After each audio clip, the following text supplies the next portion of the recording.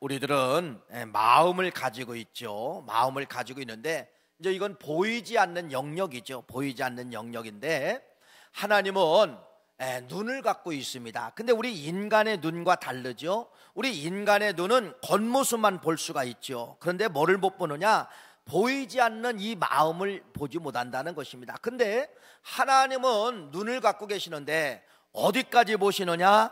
여러분, 마음속 깊은 곳까지 하나님은 뭐 하신다? 감찰하신다. 그래서 성경은 뭐라고 이야기하느냐? 마음부터 출발하는 거야. 네 마음과 네 뜻과 네 정성을 다하여, 이렇게 마음에서부터 출발하라. 그래서 하나님은 뭐를 보시느냐? 외면을 보시는 것이 아니라 마음에서 어떤 생각을 가지고 출발했느냐. 여러분, 이것을 하나님은 뭐하게 보느냐? 귀하게 달아보신다. 이렇게 말씀을 드릴 수가 있죠. 그래서 하나님은요, 누구를 좋아하시느냐? 가운데 마음에 성품이 좋은 사람을 하나님은요, 영광 받으시는 거예요. 여러분, 겉에서는요 뭐 화려하게 할 수 있어요. 화려한 행동, 화려한 봉사, 화려한 물질 할 수 있지만은요, 마음이 닫혀진 영역에서 하는 건 하나님은 기뻐 받지를 않는다는 겁니다. 그러니까 하나님은 겉모습을 받으시는 하나님이 아니라 어떤 하나님이에요? 속마음을 받으시는 하나님, 속마음을 받으시는 하나님. 여러분, 그래서 우리 하나님은 누구를 찾느냐? 성품이 좋은 사람을 찾는다는 겁니다. 마음이 정직한 사람을 찾는다는 거예요. 여러분, 성품 속에는 여러 가지 성격도 들어가 있고 여러 가지가 들어가 있는데, 여러분, 성격 있잖아요. 성격, 욱하는 성격도 있고 한가닥하는 그런 성격도 있는데, 이 성격은 말 그대로 여러분 선천적입니다. 태어날 때 가지고 오는 거예요. 태어날 때 가지고 와요. 누구나 태어날 때 가지고 오고, 또 후천적으로 성격이 바뀌는 분들이 많이 있다는 겁니다. 그런데 여러분 잘 보세요. 성격이 바뀌어야 안 바뀌어요? 먼저 대답이 다를 수가 있죠. 바뀝니다도 나올 수 있고 안 바뀝니다 나올 수가 있지만은, 성경을 기준점으로 갖다가 딱 대면은 성품이 바뀝니까? 라고 하면은요, 바뀝니다. 성품이 바뀌어요. 여러분, 누구예요? 여러분들이 증명인이잖아요. 여러분이 증거인이잖아요. 여러분이 과거에 예수 믿기 전에 나를 한번 보세요. 예수 믿기 전, 여러분 거듭나기 전, 은혜 받기 전 내 모습을 보세요. 얼마나 여러분 과격했습니까? 얼마나 여러분 입을 통하여 상처를 줬습니까? 여러분의 행동이 얼마나 무서웠습니까? 그러나 예수 믿고 거듭나고 은혜 받고 성령 받으니까 뭐 하게 되는 거예요?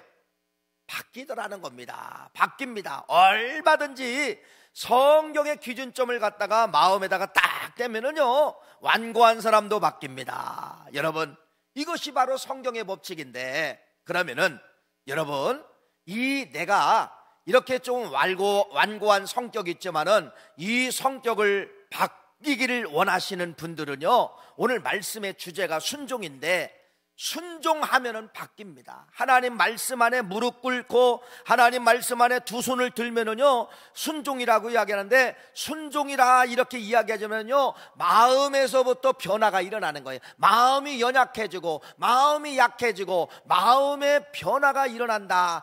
뭐를 통하여? 순종을 통하여 반드시 마음의 변화가 일어나고, 성격은 뭐한다? 온순한 성격. 성격이 하나님이 원하시는 성격, 하나님이 기뻐하는 성격으로 얼마든지 여러분 바뀔 수 있다 없다?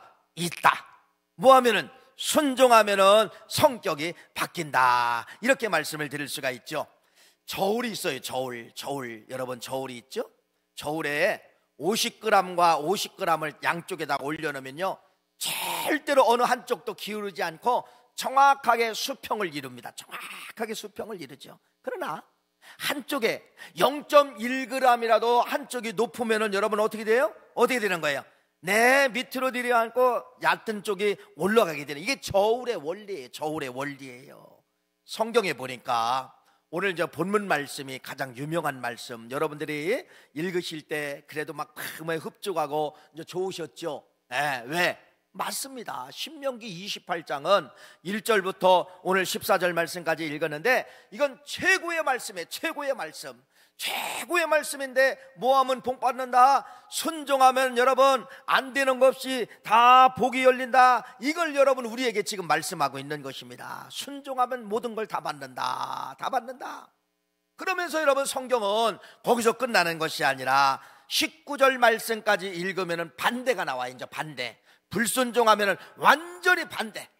복이 사라지고 뭐가 임하느냐? 저주가 임한다. 이렇게 말씀하고 있죠. 그래서 우리 인생은 여러분, 둘 중에 그래서 이제 하나가 되는 것입니다. 내가 순종의 사람이든 불순종의 사람이든 양쪽 어느 곳에 내가 걸려 있다는 것이죠. 가운데는 없는 거예요. 가운데는 없는 것이에요. 그래서 오늘 이 말씀을 통하여서 이 엄청난 복을 받기 위해서는 여러분, 이왕이면은 내가 불순종으로 돌아가느냐 순종으로 돌아가느냐 이 차이점인데, 이왕이면 여러분들이 정신 바짝 차리고 순종의 사람이 되어서 오늘 주신 말씀의 복을 다 받으시기를 간절히 축원합니다. 그럼 이 말씀은 어디서 나왔느냐가 이제 중요하죠. 신명기라는 이 말씀은 여러분 어디서 나왔냐면요, 광야 40년을 살 동안 하나님이 모세에게 주신 말씀이에요. 광야 40년 아시잖아요. 광야 40년이 바로 뭐예요? 참 어려울 때, 가장 환경이 어렵고 힘들고 먹을 것도 없고 입을 것도 없을 때, 이때 이스라엘 백성들이 두 손을 드는 거예요. 하나님의 말씀이 내려오면 알겠습니다. 두 손을 들면은 하나님께서는 먹을 것, 입을 것, 뭐 필요한 거, 물, 모든 거, 심지어는 자연 조건까지 하나님이 하늘의 문을 열고 하늘의 문을 닫고 여러분 이스라엘 백성들에게 다 내려주신 것이 말하면 광야 40년이 광야 40년. 그러니까 이 광야 40년은 이스라엘 백성들이 뭐에서 복을 받은 거냐? 순종하니까 하나님이 일하시더라. 순종하니까 하나님이 만나를 내려주시고, 순종하니까 메추라기를 주시고, 순종하니까 구름 기둥을 내려주시고, 모든 법칙이 바로 뭐냐면 순종이에요. 순종. 근데 이 순종하면은 하늘의 문이 열리는 거예요. 하늘의 문이 열리는 거예요. 땅을 정복하는 모든 것이 어디에 들어있냐? 광야를 보세요. 쉽게 말하면 광야는 죽음의 땅이라고 해도 괜찮아요. 죽음의 땅인데 죽음의 땅에서도 40년을 살 수 있는 비결이 바로 뭐냐? 순종이라는 겁니다. 순종이에요. 이렇게 순종이 중요하다는 것이죠. 그래서 오늘 말씀은 여러분, 너희들이 순종해서 이런 엄청난 복을 받았지 라고 이야기하면서, 너희들이 조금 있으면 가나안 땅에 들어가는데 가나안 땅은 순종하기가 힘든 땅이라는 거예요. 왜? 너무 좋은 땅이기 때문에. 여러분, 사람이 환경이 너무 좋으면 여러분 순종하지 않는다는 거, 이걸 하나님이 아신 거예요. 너희들이 이제는 가나안 땅에 들어가는데, 가나안 땅에 들어가면 젖과 꿀이 흐르는 땅이다. 거기는 너희들이 기도하지 않아도, 너희들이 농사만 져도 먹을 것이 나오는 땅이다. 너무나도 좋은 땅이잖아요. 그래서 말씀하는 거예요. 너희들이 좋은 땅을 만날 때 순종할 수 있느냐? 너희들이 기름진 땅을 만나는데 순종할 수 있느냐? 그래서 신명기 28장 말씀을 하나님은 모세에게 주시면서 이 말씀을 기록해 놓은 거예요. 그래서 오늘 1절부터 14절 말씀까지 읽었잖아요. 여러분, 이런 복이 어디 있어요? 순종하면, 너희들이 순종하면은 세계 민족에 뛰어난 민족이 될 것이다. 인물이 될 것이다. 자녀들의 복을 받을 것이다. 환경의 복을 받을 것이다. 장소를 초월한 복을 받을 것이다. 보호의 축복을 받을 것이다. 하늘의 아름다운 복을 열을 것이다. 많은 민족에게 너희들이 꾸어줄 것이다. 머리가 될지언정 꼬리가 되지 않을 것이다. 어려서부터 이 말씀을 여러분이 얼마나 많이 들으셨고, 이 말씀을 얼마나 달달달달달달달 외웠습니까? 뭐하면은 순종하면은. 그러면서 여러분 15절 말씀부터 19절 말씀까지는 이제 무서운 말씀도 기록해 있죠. 너희들이 만일 그 땅에 들어가서 불순종하면은 너희들이 어떻게 하느냐? 네가 성읍에서도 저주를 받고 들에서도 저주를 받고 또 네 광조리와 떡반죽 그릇에 저주를 받고 네 몸의 소생과 네 토지의 소산과 소의 양의 새끼와 저주를 받을 것이며 네가 들어와도 저주를 받고 나가도 저주를 받을 것이라. 둘 중에 하나죠. 둘 중에 하나. 순종해서 복을 받을 것이냐, 불순종해서 저주를 받을 것이냐. 신명기 28장 1절부터 19절 말씀까지는 정확하게 양쪽의 비유를 통하여서 말씀하고 있다는 겁니다.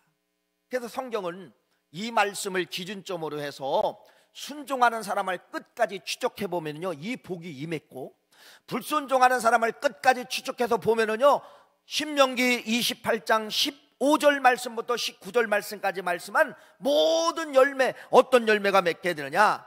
저주의 열매가 맺었다는 것입니다. 이렇게 무서워요, 여러분.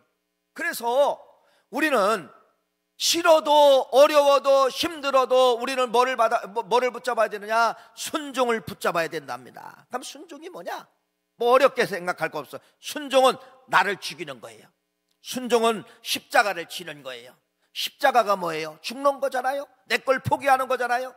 여러분, 순종은 이거예요. 내가 하고 싶은 거, 내가 먹고 싶은 거, 내가 가고 싶은 거, 내가 붙잡고 싶은 거 다 하나님의 영광을 해서 다 잘라내는 거예요. 내 걸 포기하고 누굴 걸 돌아가는 거예요? 하나님의 것으로 돌아가는 게 이게 순종이에요. 네. 근데 어려워요. 내 걸 죽인다는 건 어려워요. 불순종이 그럼 뭐예요? 반대잖아요. 반대. 내가 사는 거예요. 내가 하고 싶은 거 다 하고, 먹고 싶은 거 다 하고, 가고 싶은 거 다 하고. 여러분, 이게 불순종이에요. 그래서 여러분, 성경은 이거예요. 나를 죽이면은 복을 받을 것이고 내가 살면은 저주를 받을 것이다. 이렇게 순종과 불순종은 여러분, 내가 사느냐 내가 죽느냐 이거예요. 내가 사느냐 내가 죽느냐. 신앙은 여러분, 복받기 위해서 예수 믿는 거 아닙니까? 근데 다 뭐냐? 신앙생활 처음 할 때부터 신앙생활 마지막 때까지 뭐라냐? 죽으라는 거예요. 죽어라. 다 죽으라는 거예요. 네가 십자가를 져라, 네가 죽어라, 네가 용서하라, 네가 사랑하라, 네가 먼저 손 내밀어라. 다 죽으라는 거예요. 다 죽으라는 거예요. 왜 죽으라고 합니까? 하기 싫은데 왜 죽으라는 거예요? 죽는 것이 순종이고, 죽을 때, 순종할 때 신명기 28장 1절부터 14절의 말씀에 그 열매가 그대로 맺기 때문에 성경은 우리에게 끝까지 뭐라고 하느냐? 죽으라고 하는 겁니다. 죽으라는 거예요. 죽는 게 쉬워요? 사는 게 쉬워요? 죽는 게 쉽지 않습니다. 어려워요. 여러분, 말씀은 그렇게 맞지만은 여러분, 실제 삶의 현장에 가서 여러분, 내가 죽어지느냐? 이게 잘 죽어지지 않는다는 것입니다. 않는다는 거예요. 그래서 오늘 말씀은 여러분, 정확하게 서로 다른 열매들이 맺는다. 순종하면 순종의 열매가 맺고, 불순종하면 불순종하는 열매가 맺는다. 자, 인간 사이 법칙이라는 게 있죠. 법칙보다는 그냥 누구나 다 똑같아. 제가 이제 남자니까 남자의 나를 비유를 한번 해볼게요. 내가 큰 어떤 잘못을 했어요. 큰 잘못, 아내 모르게 큰 잘못을 했으면은요, 야, 이게 막 가슴이 두근두근거리고, 집에 와서 여러분, 안 하던 뭣도 아니라 설거지도 막 합니다. 아내 눈치 보면 설거지하고 빨래하고, 시키지 않는 여러 가지를 막 하는 거예요. 집안 살림도 하고, 여러분 시키지 않는 여러분 막 끌고 나가서 뭐 외식도 하자가고, 뭐 옷도 사주고 막 그러는 거예요. 이게 남자들이에요. 아니, 제 성격이라고 이야기합니다. 왜 그래요? 뭔가 잘못을 했으면은 이걸 이렇게 잘 하면은 이쪽이 다 뭐가 되느냐? 없어지는 줄 알고 있다는 것입니다.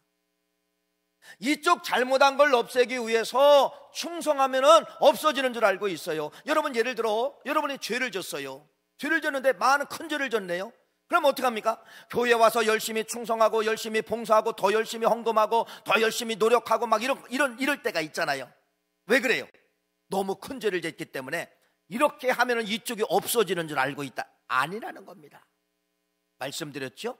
하나님은 순종은 순종한 만큼 복 주시고, 불순종한 건 불순종한 만큼 끝까지 따라가서 추적해서 하나님은 뭐하냐? 심판하시는 무서운 하나님이라는 것을 신명기 28장에 그래서 순종과 불순종을 말씀하고 있는 거예요. 아브라함을 예를 들을까요? 여러분, 아브라함에게 하나님이 나타납니다. 나타나서 뭐라고 하느냐? 너 죽어라 그러는 거. 너 죽어라.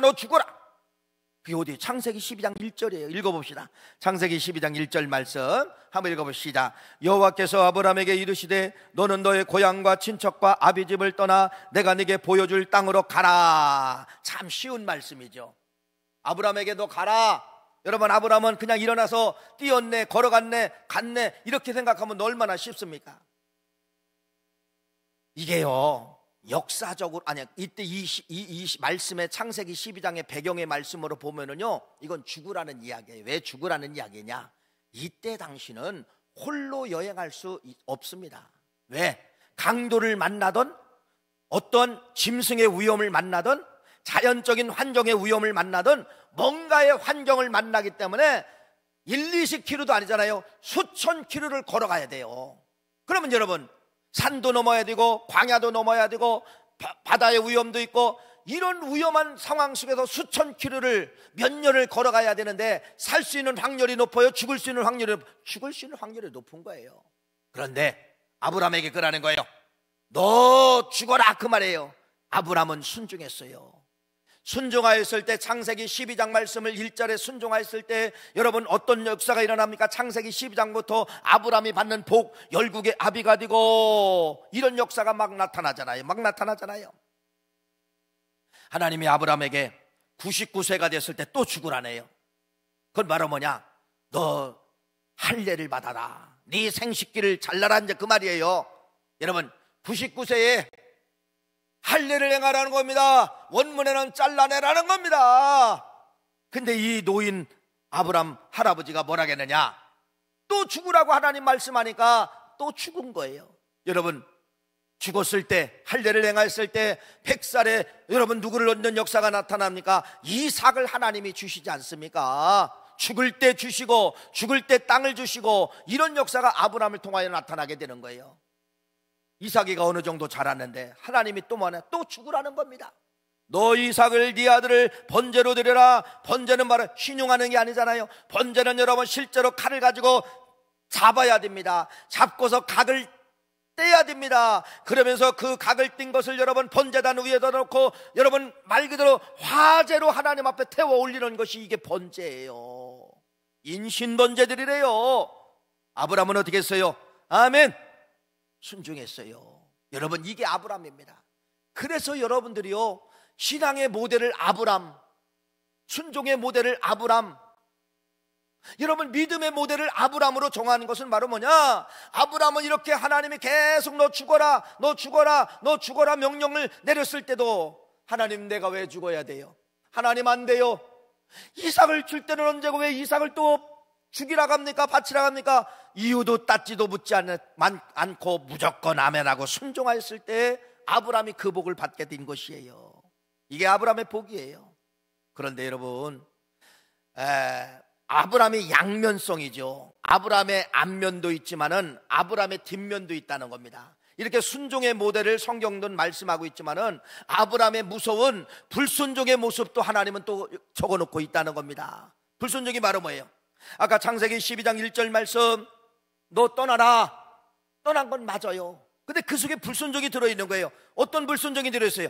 애비를 데리고 가나요? 아버지, 친척을 데리고 갑니다. 여러분 보세요. 친족을 데리고 가요. 조카 롯을 데리고 가요. 왜 그랬을까요? 죽음의 위험한 요소가 있기 때문에, 아브람도 연약한 아브람이기 때문에 떠나는 건 순종했지만은 아버지 데리고 친척과 친족을 다 버려두고 떠나라겠는데 아버지 데리고 가죠. 조카 롯의 식구를 데리고 가죠. 데리고 갔단 말이에요. 여러분 데리고 갔는데 이게 무슨 문제입니까? 가나안 땅에 도착하니까 가다가 여러분 아버지를 하란 땅에서 이제 잃게 되죠. 죽게 되죠. 이제는 조카 롯을 데리고 가나안 땅에 들어갔어요. 가나안 땅에 들어가서 막 싸움하는 거예요. 아브람의 종들과 그 조카의 롯의 종들이 서로 막 치고받고 싸움하는 거예요. 아브람이 양보합니다. 조카님, 당신이 좌하면 내가 우할 것이고 당신이 우하면 나는 좌할 테니까 원하는 땅을 가지십시오. 그래서 여러분 조카가 어떤 땅, 비옥한 땅을 차지하게 되는데 그 비옥한 땅이 어떤 땅이에요? 소돔과 고모라 땅이잖아요. 소돔과 고모라 땅. 근데 여러분 이 소돔과 고모라 땅이 얼마나 비옥한 땅이고 좋은 땅인지요. 돈이 많으니까 사람들이 뭐 하게 되면 죄 짓기 시작하는 거예요. 그래서 하나님이 그 땅을 심판하겠다. 왜 소돔과 고모라 땅이 죄악의 도성이 됐습니까? 여러분 소돔이가 뭔지 아세요? 소돔이 동성애자들이에요. 소돔이라고 하는 건 영어로 소돔이라고 있는데 이게 동성애가 영어로 소돔이에요. 그게 어디서 나왔느냐? 여기 소돔과 고모라에서 나온 겁니다. 여러분 벌써 이 땅에는, 소돔과 고모라 땅에는 여러분 동성이 있었어요. 동성이, 남자가 남자를 사랑하고 연애하고 여자가 여자를 사랑하고 연애하고 이런 도시가 소돔과 고모라 땅이잖아요. 그래서 하나님은 의인 10명이 없어서 결국은 심판하게 되고 그 도시를 유황불로 하나님이 심판하시는 과정 속에서 이 조카 롯이 나오면서 딸들과 함께 나오게 되는 거예요. 그 땅은 여러분 심판받았어요. 그래서 이 조카 롯과 딸들이 여러분 한 산에 거하게 되는데 이 딸들이 미친 짓을 하게 됐잖아요. 성경에 나와 있어요. 할 수 없습니다. 아버지를 술 먹이고 큰딸이 가서 동침해서 임신하게 되고 둘째 딸도 가서 임신하게 되고 그래서 나온 자식이 모압과 암몬 아닙니까? 모압과 암몬 아시잖아요. 모압과 암몬을 통하여서 중동 땅에 어떻게 보면 기초가 되는 거예요. 기초가 되는 거예요. 여러분 여기서 끝납니까? 하나님께서 사라를 통하여서 난 씨가 네 씨라고 분명히 말씀했어요. 사라를 통해서 난 씨. 근데 이 아브라함이 여러분 불순종하잖아요. 어떤 불순종합니까? 다급해진 거예요. 그래서 하갈이라는 여자를 취하게 되죠. 하갈이라는 여자를 취해서 누구를 낳게 된 이스마엘이 나오잖아요. 이스마엘. 그래서 나중에는 이스마엘이 너무나도 힘이 세니까 추방을 합니다. 그래서 이 이스마엘이 여러분 도착한 땅이 어디냐면 아라비아. 그래서 이 이스마엘에 의해서 최초의 도시가 이제 만들어지는데, 이 도시가 어디예요? 사우디아라비아. 지금의 사우디아라비아. 사우디아라비아 뭐예요? 사우디아라비아? 예, 이슬람의 창시자 모하메드가 여러분 거기서 태어나게 된 거예요. 사우디아라비아. 그래서 뭐를 만들게 되는 거예요? 이슬람. 여러분, 그래서 이 중동이라는 국가가 누구의 씨에 의해서 만들어지나 보세요. 아브라함의 불순종의 씨에 의해서 중동이라는 나라가 지금 현재 만들어진 거예요. 그러면 지금 잘 보세요. 역사의 피와 역사의 고통은 여러분 누구와의 싸움이냐? 이스마엘의 후예와 이삭의 후예와의 기독교와 이슬람과의 지금 싸움이잖아요. 지금까지도 계속해서 전쟁을 일으키고 싸움을 일으키고 있지 않습니까? 이렇게 무섭다는 것입니다. 이렇게 무서워요. 수천 년이 흘렀지만은 여러분, 아브라함의 불순종이 있어서 순종 잘한 것 때문에 불순종을 지워줘야 되는데 아니에요. 순종은 순종한 만큼 열국의 아비가 되게 만들고 믿음의 조상이 되게 만들고 후손들이 복을 받게 만들지만은 불순종의 씨앗 모압과 암몬을 통하여서 이스마엘을 통하여서 그들이 번성하여 나라를 만들고 중동 국가를 만들어서 그들은 끝까지 누구를 죽이려고 하는 거예요? 이삭의 후예 기독교인들을 죽이려고. 이게 지금 역사의 전쟁이에요. 뭐예요? 네, 순종할 때는 하나님이 정확하게 순종을 따라가서 복을 주지만은 불순종할 때는 끝까지 불순종을 따라가서 뭐 하게 되냐? 하나님도 뭐 하게 되냐? 심판하신다는 겁니다. 여러분, 아브라함을 심판했다면 여러분 나를 심판할까 안 할까요? 여러분, 그렇게 유명한 아브라함을 심판했다면 하나님이요 아브라함에게 칼을 댔다가 하면 나 칼을 댈까 안 돼? 되지요. 그래서 이런 무서운 말씀이 있기 때문에 절대로 우리는 하기 싫어도 하기 좋아도 불순종의 씨앗은 일도 남기지 말고, 하기 힘들어도 어려워도 아멘 하며 십자가를 붙잡고 무릎 꿇고 순종한 것을 지키려고 노력을 해야 된다는 겁니다. 노력을 해야 된다는 거예요. 그래서 순종한 만큼 불순종이 없어지는 것이 아니라 순종과 불순종은 신명기 28장에 똑같이 가게 되더라. 잘 아시는 여러분 누가 있어요? 이스라엘 나라의 첫 번째 왕인 사울왕 있잖아요. 사울왕, 예, 첫 번째 왕으로 뽑는데 최고의 사람을 뽑았어요. 뭐 용모, 키, 얼굴 잘생긴 거, 신앙심, 모든 걸 말 그대로 100점짜리 인생을 뽑은 게 있냐면 첫 번째 왕인 사울왕이 사울왕. 얼마나 멋있어요. 그런데 사울왕은 여러분 점점 불순종을 심게 되는 것이에요. 아말렉과의 전쟁에서 사무엘을 통하여 뭐라 하느냐? 하나님의 명령을 내립니다. 그 전쟁을 통해서 어떤 것도 살려주지 말고 어떤 전리품도 일도 갖고 오면 안 된다라고 명령을 내리는데, 사울왕이 전쟁에 이기고서 여러분 아각 왕을 살려주고요, 좋은 걸 다 가지고 왔어요. 그랬을 때 사무엘상 15장 22, 23절 읽어볼까요? 읽어봅시다. 시작. 사무엘이 이르되 여호와께서 번제와 다른 제사를 그의 목소리를 청종하는 것을 좋아하신같이 좋아하시겠느냐? 순종이 제사보다 낫고 듣는 것이 수양의 기름보다 나으니 이는 거역하는 것은 점치는 죄와 같고 완고한 것은 사신 우상에게 절하는 죄와 같음이니라. 왕이 여호와의 말씀을 버렸으므로 여호와께서도 왕을 버려 왕이 되지 못하게 하셨나이다 하니 할렐루야. 왜 그걸 갖고 왔느냐니까 제사 드리려고 갖고 왔다는 거예요. 그래서 사무엘 선지자가 그럽니다. 순종이 제사보다 위에 있다는 거예요. 그래서 뭐라고 이야기합니까? 하나님이 왕을 버렸다. 그래서 사무엘상 31장 가면은 여러분 사울왕의 가문이 하루아침에 쫄딱 망하잖아요. 전쟁에서 그의 아들들이 다 죽고, 요나단과 아비나답과 말기수아가 아들들이 다 죽어요. 자기도 뭐 하게 되느냐? 자기도 자기가 칼로 자기 자신을 여러분 목숨을 끊게 되잖아요. 이게 사무엘상 31장 말씀입니다. 이렇게 그 똑똑한 사울왕도 불순종하니까 하나님이 어떻게 해요? 신명기 28장 15절 19절 말씀을 갖다 댔다는 겁니다. 갖다 댔다는 거예요. 여러분, 예수님이 누구시냐? 예수님은 이런 모델을 제시하고 있네요. 로마서 5장 19절 말씀 한번 읽어봅시다. 시작. 한 사람이 순종하지 아니함으로 많은 사람이 죄인 된 것 같이 한 사람이 순종하심으로 많은 사람이 의인이 되니라. 예수님의 그 DNA는요 순종이에요. 순종. 근데 예수님도 인성을 갖고 오셨잖아요. 이 땅에 인성을 갖고 왔는데 참 무서운 거예요. 뭐가 무섭냐? 두려운 거예요. 십자가라는 저 사형틀이 무서운 거예요. 그래서 예수님이 겟세마네 동산에 가서 기도합니다. 뭐라고 하느냐? 하나님, 내 뜻은 십자가 안 지는 겁니다. 다른 방법이 없습니까? 이렇게 기도한 거예요. 그런데 뭐라고 하느냐? 자기를 죽여요. 당신을 죽여요. 당신 뜻을 내려놔요. 당신 뜻을 포기해요. 그게 어디예요? 누가복음 22장 42절 44절 말씀 읽어봅시다. 시작. 이르시되 아버지여, 만일 아버지의 뜻이거든 이 잔을 내게서 옮기시지 마옵소서. 그러나 내 원대로 맙시고 아버지 원대로 되기를 원하나이다 하시니 천사가 하늘부터 예수께 힘을 도하니라. 예수께도 힘쓰고 애써 더욱 간절히 기도하시니 땀이 땅에 떨어져 핏방울같이 되었더라. 할렐루야. 한 사람의 순종, 예수님의 순종, 예수님의 순종, 자기를 죽였어요. 자기 뜻을 내려놨어요.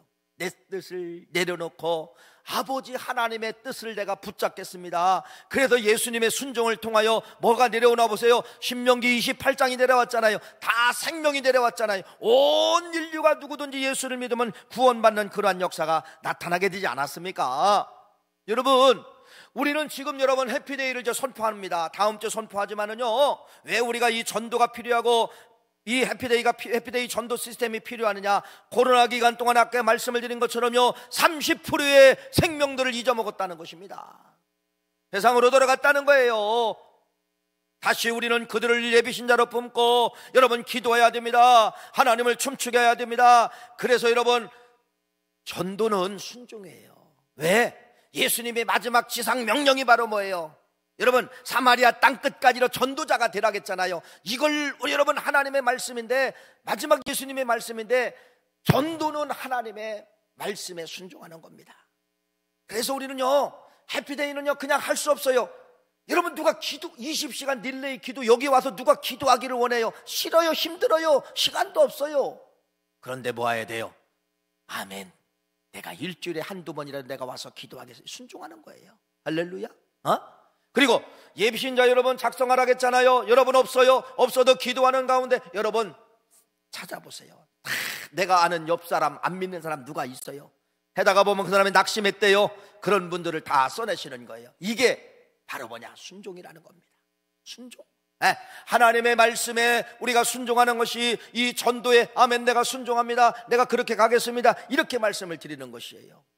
성경에 보면은 여러분 다윗 왕을 만든 사람이 있어요. 다윗 왕을, 물론 다른 조건에 의해서 왕이 됐지만은 그래도 그 한 조건이 또 들어가요. 그게 바로 누구냐면요 한 여인이에요.